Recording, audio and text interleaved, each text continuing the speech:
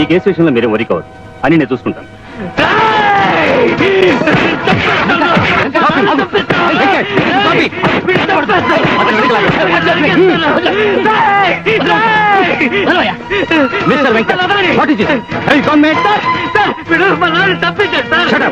ఏం మాట్లాడుతున్నావు? తెలిసే మాట్లాడుతున్నావా? నన్ను చంపాలని మీరు మనుషులు దారి కట్టారు సార్.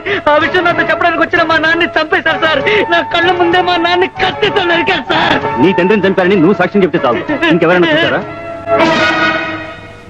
సార్ సాక్ష్యాలు కావాలా?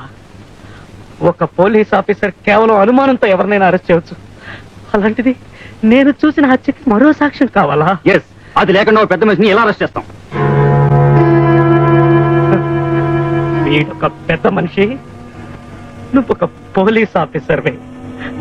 రే, మా నాన్న 35 సంవత్సరాలు ఇదే డిపార్ట్మెంట్ కి సేవ చేశాడు రా. కనీసం ఆ గౌరవంతోనైనా మా నాన్నని చంపిన వాడిని అరెస్ట్ చేయండి రా. అరెస్ట్ చేయండి రా.